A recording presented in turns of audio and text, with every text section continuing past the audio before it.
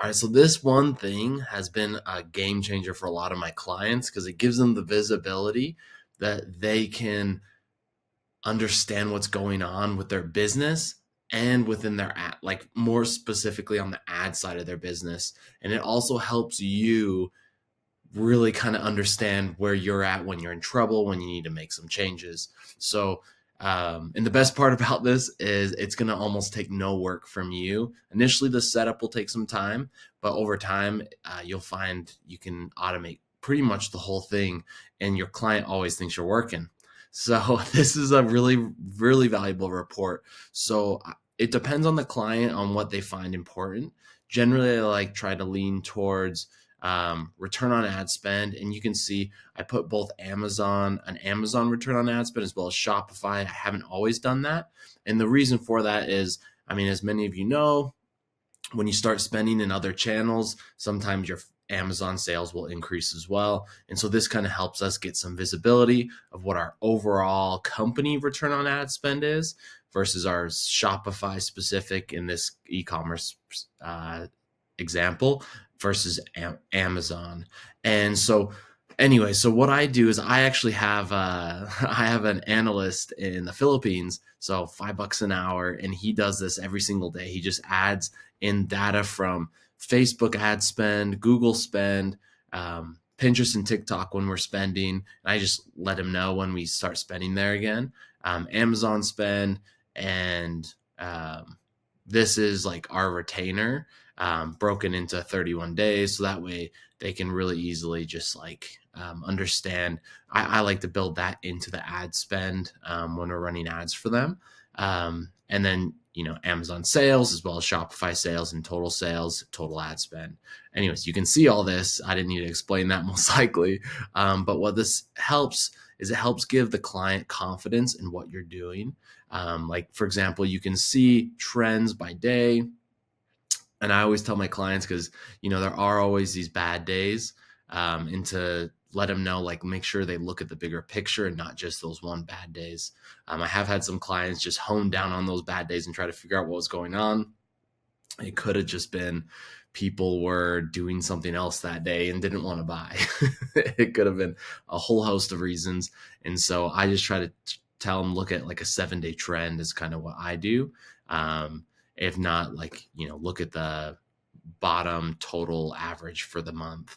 That's kind of like the healthiest way to look at it. And then you can pull trends from historical as well. And you can see I just hide these cells by month.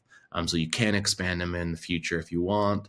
And then in some cases, like with this client, they like to see in platform the sales and attribution, as well as a theoretical profit they're getting as they're spending to make sure they're making money. And this has actually been very helpful for me, so I can understand exactly when they're potentially losing money. Like, and there's have been some days where this profit has essentially dropped. Like you can see here, let's see, profit.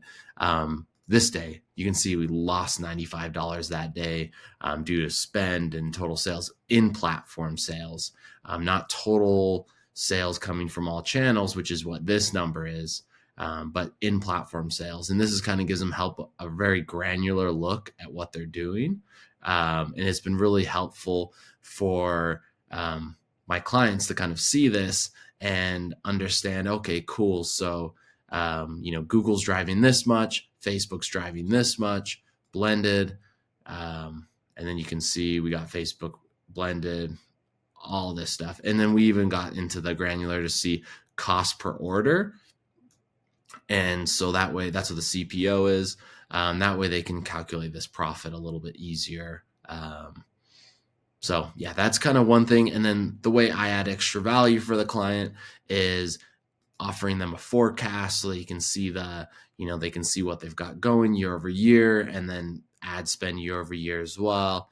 And then, you can see I add a bunch of different, this is another sheet I love to show for clients is, these different sales and breaking them down by the key metrics.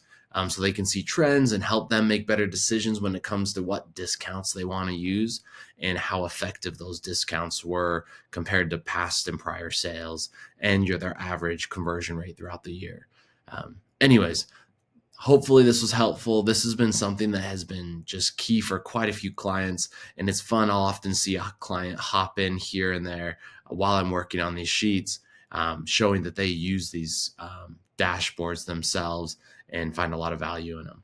So hopefully this was helpful, and I know it's very helpful for me and my clients, but this is something I've learned, and it helps me go beyond just an ad buyer and to help them understand the whole picture of their business and the right metrics to be tracking.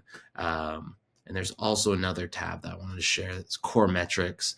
These are the core metrics that I track for this specific client. These are the three I highly recommend you always track: conversion rate, AOV, and traffic. I like to track carts. So that way I can kind of see trends between carts and traffic. If there's a drop off, and then subscribers for this specific client is something they care about, as they have an app, as well as some of their products are under subscription as well. But yeah, overall, this has been a very helpful tool, and it takes you beyond an ad buyer into more of a consultant in a lot of ways, especially when you're doing forecasting. And sometimes I've helped some clients do production forecasting as well. Anyways, hopefully this was helpful. Hopefully you find it valuable as I have. Let me know in the comments if you would like to see some example, or even I'm happy to share what do you call it, a template version with you that you could duplicate and share. So let me know in the below, and hopefully help me know in the comments below. And hit like and subscribe.